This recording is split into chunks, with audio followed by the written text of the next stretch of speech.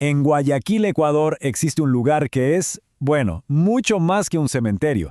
Es donde el arte, la historia y la vida de toda una nación de alguna manera descansan en paz. Hoy vamos a meternos de lleno a entender cómo este sitio se transformó en uno de los tesoros culturales más importantes de Sudamérica. Miren, para que nos hagamos una idea de la magnitud de este lugar, arranquemos con un dato que es de verdad increíble. Entre sus muros yacen los restos de 18, sí, 18 presidentes de Ecuador. O sea, ya desde el vamos, esto nos dice que no estamos hablando de un cementerio cualquiera, para nada. Y claro, esto nos lleva a la gran pregunta, ¿no? ¿Cómo es que un lugar pensado para los difuntos se convierte en un tesoro nacional vivo que respira historia? La respuesta, créanme, es una historia fascinante de crisis, de arte y de cómo era la sociedad de la época. Ok, para empezar a desentrañar ese misterio, lo primero es entender la escala, porque de verdad no estamos hablando de un simple cementerio. Esto es, más bien, una metrópolis en miniatura. Es que los números son impresionantes. A ver, miren esto. Son 17 hectáreas de terreno.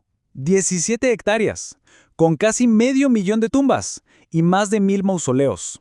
Es literalmente una ciudad para el descanso eterno. Su infraestructura podría competir tranquilamente con la de un pueblo pequeño. Pero, a ver, lo que es realmente interesante de todo esto es que este lugar no nació en tiempos de paz, todo lo contrario, fue forjado en medio de las crisis. Su fundación no fue un acto de planificación tranquilo, sino más bien una respuesta urgente a emergencias de salud y a cambios políticos súper importantes. Y esta cronología, la verdad, lo cuenta todo. Miren, todo empieza en 1823. Hay una epidemia de viruela terrible y Simón Bolívar ordena su creación. Unos años después, en el 42, ¡pum!, otro brote, esta vez de fiebre amarilla, y se necesita más espacio. Pero el cambio no fue solo por salud, también había tensiones sociales que llevaron a crear un área separada para los no católicos, hasta que finalmente, en 1900, las reformas laicas lo declararon oficialmente un cementerio secular. O sea, cada crisis, cada cambio, fue como poner un ladrillo más en su construcción. Pero bueno, la historia es solo una parte del rompecabezas. Ahora, hablemos de su lado artístico, porque este lugar es, en esencia, una galería de arte al aire libre impresionante. Un verdadero museo, pero sin techo. Es que caminar por sus calles es como subirse a una máquina del tiempo y viajar por la historia del arte europeo. De verdad, en un solo recorrido te encuentras con influencias renacentistas, grecorromanas, neoclásicas, góticas y hasta barrocas. La cantidad de arte concentrado en un solo lugar es simplemente asombrosa. Y ojo, no es solo la cantidad, es la calidad.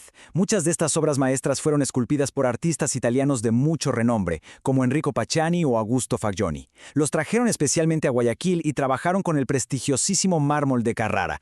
Esto nos da una idea del nivel de detalle y la inversión que las familias de la élite dedicaban a la memoria de sus seres queridos. Y por si fuera poco, hay otra capa más en esta historia, una que es fascinante. El cementerio es también un espejo perfecto de la sociedad de Guayaquil. Su distribución es básicamente un mapa en piedra de las divisiones de clase y de todas las comunidades que formaron la ciudad. Y miren, este contraste lo dice absolutamente todo. Por un lado tenemos los mausoleos de mármol opulentos enormes diseñados a medida para la élite. Y por el otro están las bóvedas de varios pisos que parecen casi condominios, o las tumbas mucho más sencillas en la colina para las clases media y baja. Es que, hasta en la muerte, las divisiones sociales quedaban grabadas en piedra. Pero no solo refleja la clase social, también cuenta la historia de Guayaquil como una ciudad portuaria, un crisol de culturas. Hay pabellones específicos para las distintas comunidades de inmigrantes que llegaron y se quedaron, como la libanesa, la italiana, la española, e incluso hay una sección que históricamente se conoció como el cementerio de los judíos, un reflejo de su diversidad. Entonces, llegamos al punto clave. ¿Cómo es que este lugar pasó de ser un cementerio? Importante sí, pero solo un cementerio, a ser reconocido oficialmente como un tesoro nacional. Bueno, la respuesta, y esto es lo más sorprendente, no está en la política, sino en una universidad. Resulta que todo comenzó con un proyecto de unos estudiantes. Y hay una frase de esa investigación que lo cambió todo.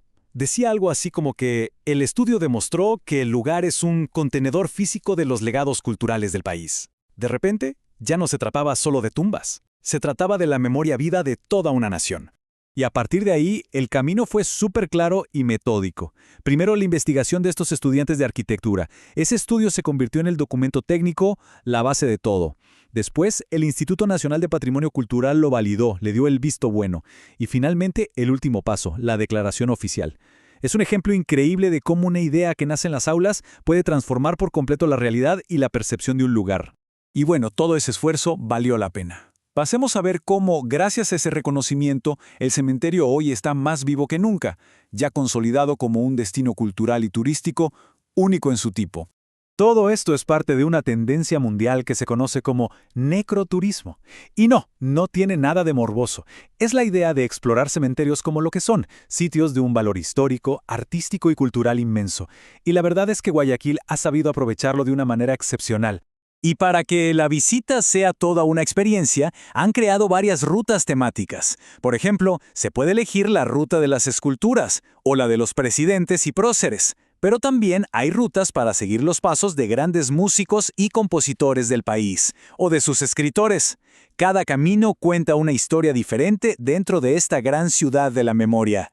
Al final, el Cementerio General de Guayaquil nos enseña algo muy potente, que la historia no solo está en los libros o en los museos, a veces está ahí, grabada en piedra, en los lugares que menos nos esperamos. Y esto nos deja con una pregunta para pensar, ¿no? ¿Qué historias estarán esperando a ser descubiertas en los lugares más antiguos de nuestras propias ciudades?